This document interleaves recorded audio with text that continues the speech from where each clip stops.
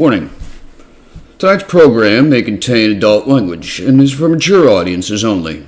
Viewer discretion is advised. Funding for Frontline is brought to you by the Thomas and Martha Wayne Foundation, the Yiannopoulos Foundation for the Endowed, and the Kekistan Endowment of the Arts. They all thank you.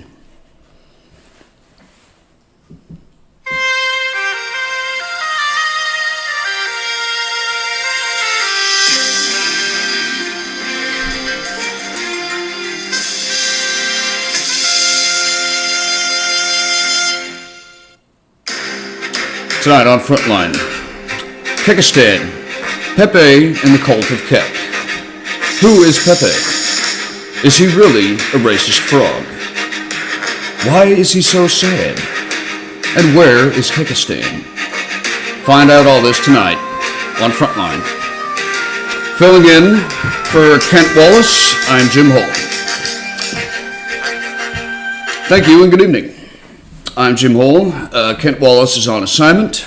I will be your host for this evening. Tonight, Kekistan, Pepe, and the Cult of Kek.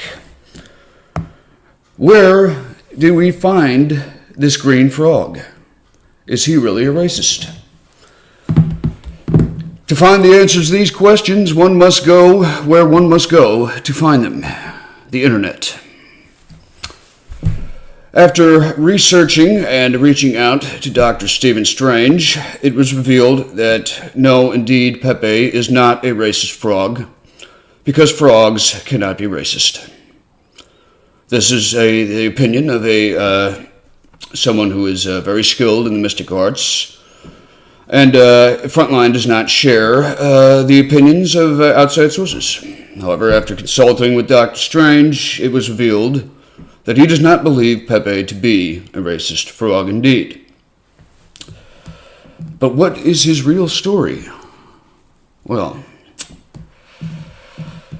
Pepe the Frog is not a white nationalist symbol, as it turns out, nor is he just a meme that was propagated by a bunch of teenagers on the internet.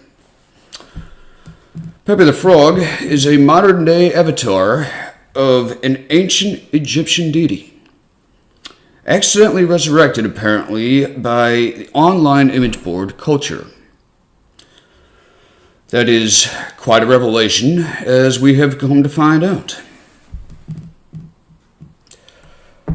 The precise origins of Pepe the Frog are, like all image board memes, obscure and unimportant.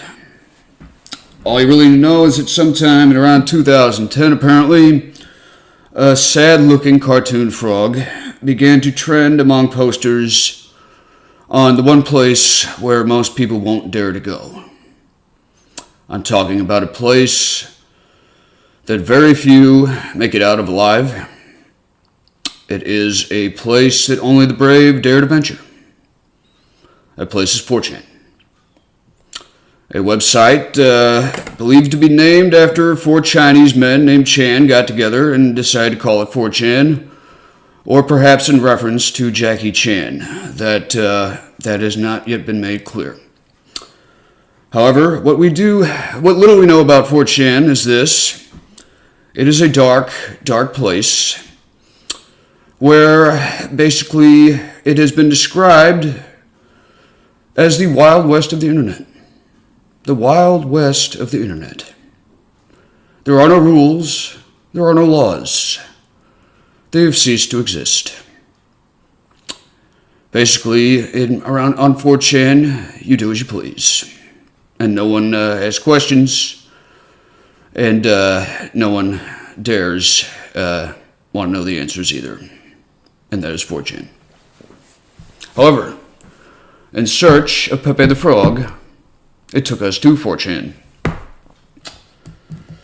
And evidently, out of an old piece of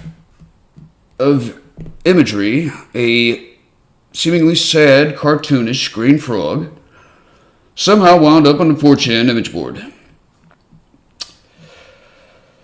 So, the oranges, there are several synonyms.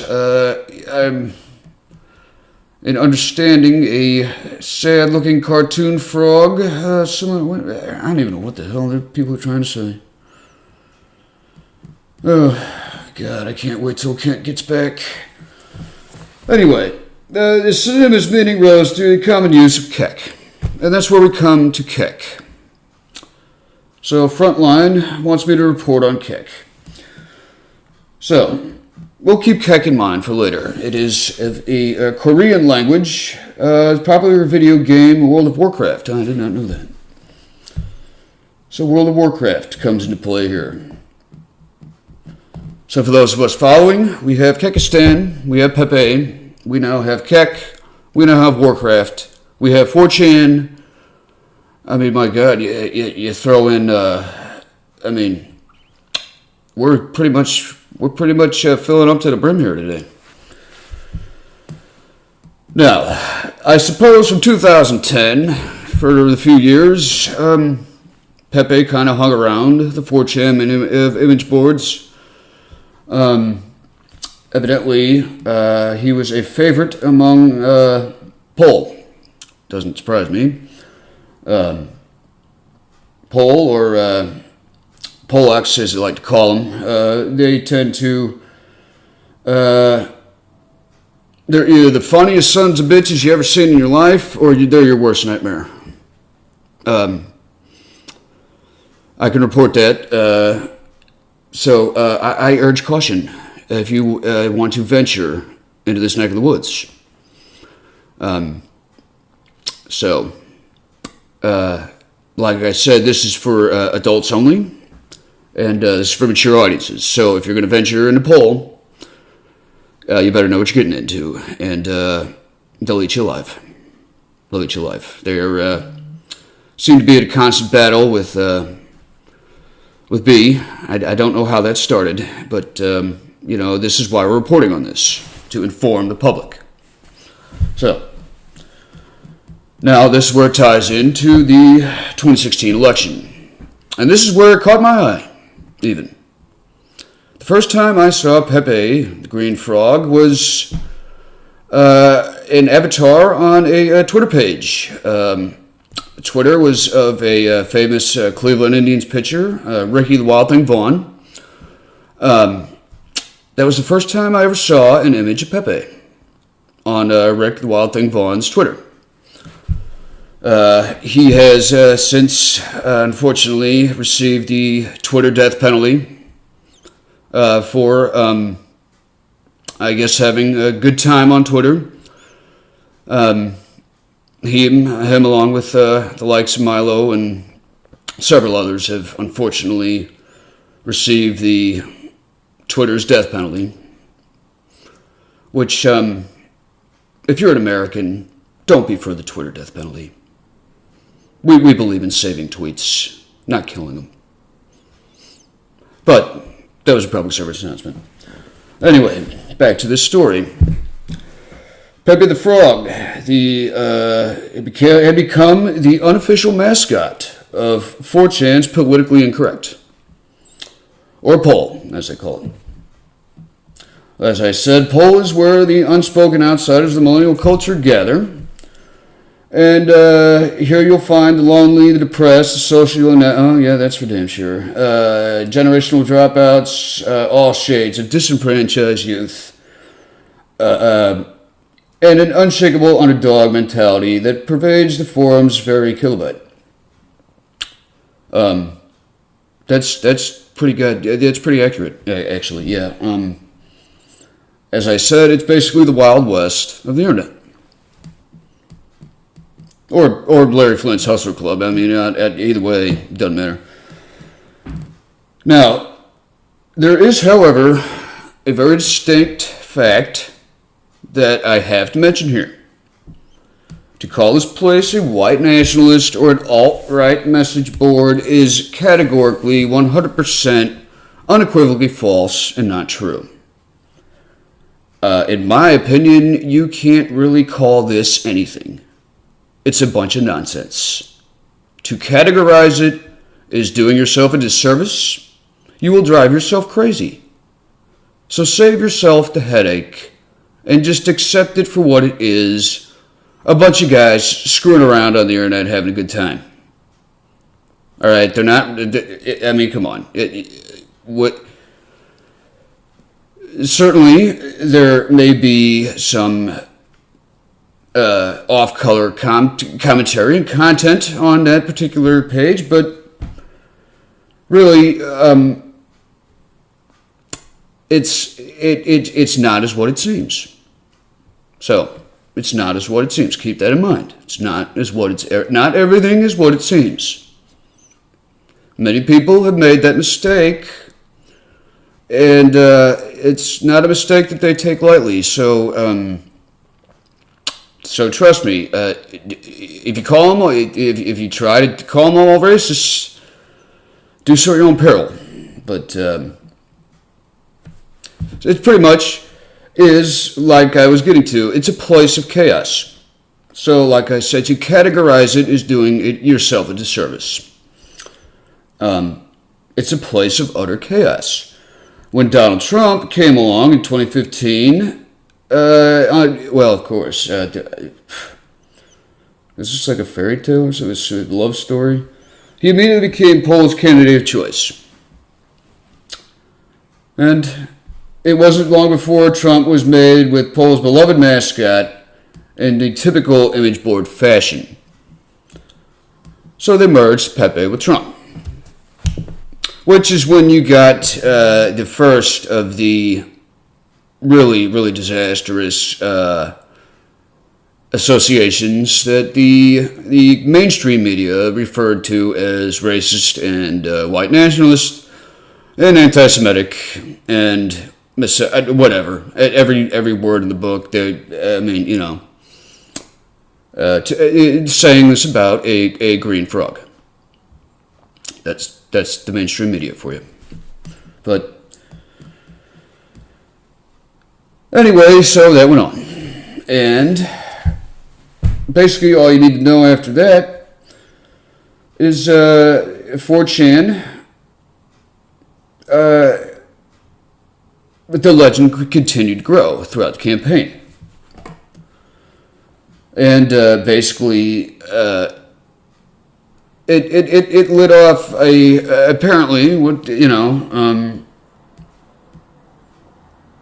apparently we had quite a show going on during the 2016 election on 4chan, where you could post anonymously, and strange phenomenon started to take place on Poll. Who knows who was posting on Poll? So it could have been anybody. But, if you want to look for a strange phenomena on the internet, 4chan is certainly one of them. I can say as a reporter in the front lines, 4chan is definitely a place where you will find bizarre, mystic, dare I say, exotic or erotic, basically anything you want, really, within reason. It's if I had to describe 4chan, it would be as if Las Vegas got together with, as if Las Vegas, Ibiza, South Beach, Miami, Cape Cod, and Malibu all got together under one big roof, and either all had a party or all decided to start a war. So, not to mention, and that's just in the United States. There is this anomaly has not been isolated to the United States. I believe in Canada it's quite popular. If I could describe that, it would probably be like a line brawl in a hockey game. Maybe it probably bench clearing brawl. Really, that's more than probably more than a line brawl. That's everybody on the ice. That's everybody out there. Even the goalies. The goalies would meet at center ice. That's how those Canucks fight. I'll tell you what, but they're hockey players. They're hockey players. But the amazing thing is, it's a worldwide phenomenon.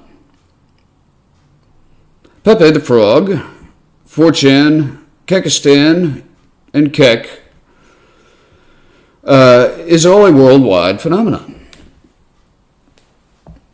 And it is, believe it or not, it's been taken pretty seriously. The queer coincidence of Kek. Now, this is for mature audiences only, because, God forbid we have anything gay going on in here, all right? We're not going to be gay around here. Anyway. God damn it. All right, we're going to have to be gay on here. Okay, we're just going to have to do it then. Just roll with it. Okay, it became all the rage on poll, apparently, to hail Trump as nothing less than God's chosen candidate, which he is, so that is correct. He is God's chosen candidate, so there you go. There's one right there. And the answer is, okay, but which God's chosen candidate? So, you go more than one God. So, it's just like, I descend from the great Norse gods. The god that chose Donald Trump was Kek. So that's how we learned that Kek and Kek the meaning. It came from an obscure Korean language and onomatopoeia, completely and independently from Pepe the Frog, mind you. So I didn't even know that. Jeez, I'll tell you what, they really didn't. Kent needs to get back here and take over. Well, it turns out that Kek is also, and always has been, an ancient Egyptian deity. Well, I'll be damned. Ancient. So we're going way back to, I'll tell you what, this goes back to, this is early times. We're talking BC. We're talking BC here.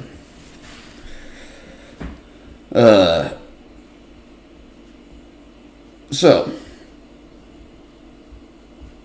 the second major coincidence is the one looking to what Kek stood for in the ancient Egyptian pantheon. Kek, or Kuk, or Kiku, I suppose is how you say it, is a deification of the primordial concept of darkness in ancient Egyptian religion. I thought that was a dog thing. Anyway, it turns out it's Kek. So, like all four dualistic concepts of the Agdoad, Kuk's male form was depicted as a frog, or as a frog-headed man. And the female form is a snake or a snake-headed woman. Yeah, that's both terrifying. As a symbol of darkness. So, whereas, I guess in boy, that's okay. Kek also represented obscurity and the unknown, and thus chaos. Also, Kek was seen, which occurred before, was seen as that which occurred before light. Thus was known as the bringer in of light. The bringer in of light. Okay. Get it? Got it? Good. Okay, good. And who else at this point has been declared a bringer of light into the world? Of course, the president, Donald J. Trump, who has brought a lot of light into the world, in my opinion, and continues to do so. So now it gets into, for years, okay, now there's a story about an ancient pot. The pot really started to boil when this bizarre misprint statuette was dug up from a mysterious vendor called Ancient Treasures on Amazon. This product had been coincidentally mislabeled as a Kek statue, despite actually bearing the hieroglyphics for the frog goddess Heket, Hequet, Hequet. See, I can't pronounce this, but okay. So it's actually bearing the hieroglyphics for the frog goddess. I'm not even going to try to pronounce it. This strange, one unique arrangement of hieroglyphics that bear an undeniable resemblance to a certain special something. It turns out that what I'm looking here is, it's a prophecy of a person using a computer and internet meme magic. Now, internet meme magic, internet meme magic is real, folks. I'm telling you, meme magic is real.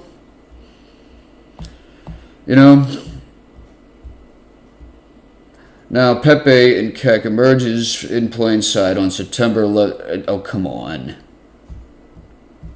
September 11th, 2016. Okay, well, let's read this. Now, apparently, quite ironically, it all strokes of luck for the Trump campaign, and likewise all strokes of misfortune for the Hillary campaign. Oh, don't we feel so bad. To their benevolent frog-headed deity that spoke to them in dubs. Okay, but it came to a head on September 11, 2016, when major mind-blowing events transpired within 48 hours of each other. Hillary Clinton fainted in New York. If you recall, she fainted in 76-degree weather on a beautiful September day at the event of the September 11th memorial. She dropped like a sack of potatoes and had to be thrown into the back of a waiting van. I mean, to this day, it still has not really fully been explained as to what exactly happened there, and probably never will. But for some reason, either she stayed out too late at the cocktail lounge the night before, or she was boozing up earlier, but she took a dive, and they couldn't. They had to throw her into the back of a waiting van. So that's what they're referring to here. So I think she might have had one too many and couldn't handle her liquor. Much like apparently election night was for her. Yeah, well. Oh boy, then she really did. Oh God. Oh Jesus. Then I remember this too. God, I really do. Hillary declared Pepe the Frog an enemy of the state with paper thin. I'm just going to say no reasoning at all, because that may go down with Nancy Pelosi as one of the dumbest things I've ever heard any politician ever say. She called a green cartoon frog racist. So, Hillary Clinton, that's what she did.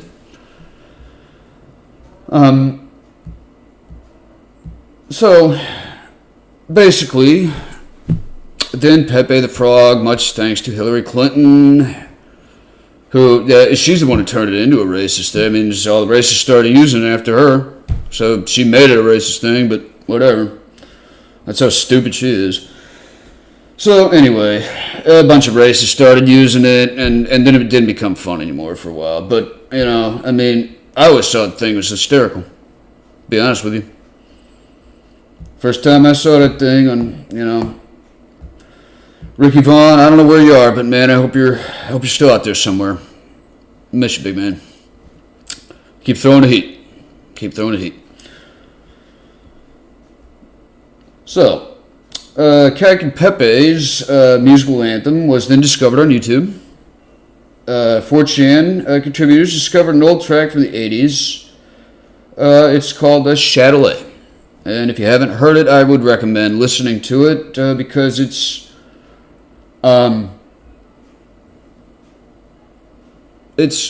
right up there with YMCA and Dance Hall Days and all of the other wonderful hits of the 80s. So I would very much listen to that. And, then we're getting to more magic and chaos, and I don't know what a hypercycle is. Hillary's alleged corruption, and it could be argued that Pepe the Frog either buried Hillary Clinton or propelled Donald Trump to victory. That argument can be made.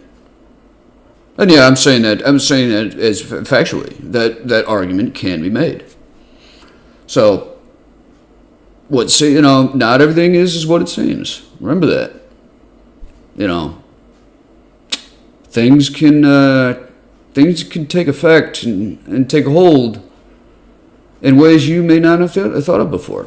So, from an informative standpoint, just keep that in mind. And where this concludes is that you're telling me that meme magic is real. And yeah, I do believe that. From a reporting standpoint, is just to inform the public on all this.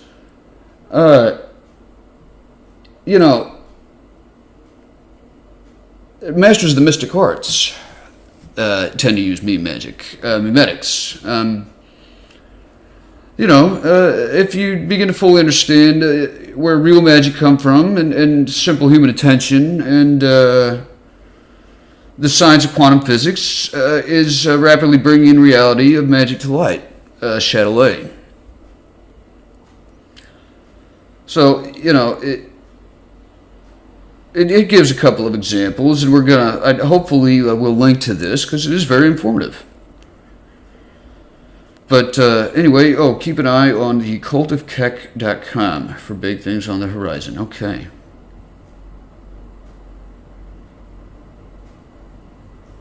Oh, and actually it turned out that, this is before, okay.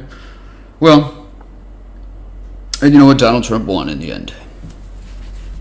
And really that is the most important note of all this, I suppose. So, anyway, Kekistan, Pepe, and the cult of Kek. Hopefully, we were able to delve into some of that tonight. It's a very strange and very unorthodox view of the world. However, it is one that many have been drawn to. We've seen many faces, from Clint Eastwood to Malik Obama. In fact, Malik Obama was unavailable for comment at this moment. However, he has very much been a proud supporter of Kekistan and all of their efforts, and he believes that they should be freed, and that's from Malik Obama. And Malik, who is has always been a staunch supporter of Kekistan and its need for a free nation. Is a patriot, and he was. I'm not sure if he's aware of it or not, but he was awarded a knighthood by the nation of Kekistan. I don't know if he ever. I don't know if he knows it or not, but he is. I don't know if they invited him to the actual knighting ceremony, but he's now known as Sir Malik in Kekistan. He was granted knighthood. They award many medals. They give out a lot of awards apparently. So whether you know it or not, you could have gotten an award. So you may have gotten an award from them. I don't know. Maybe I did. I don't know. They give out awards. They don't tell you who gets them. Say, well, Malik got it, but that's only Malik. All right, because that's Malik. And I mean, you can't go against Malik. But to conclude, the people of Kekistan, all they want is a sovereign nation, and their people are fighting the same fight that every American is. It's the same fight that everyone is. It's a fight for freedom. And our Kekistani brethren, who are, maybe fierce in battle or just tending to crops, aren't we all just one? We are all one. And that's what I found in reporting on this special frontline report on Kekistan, Pepe, and the Cult of Kek. Like I said, Kent Wallace will be back next week. I'm sure you'll be happy to see him return. And I will be back at my original slot in the Hoel Report.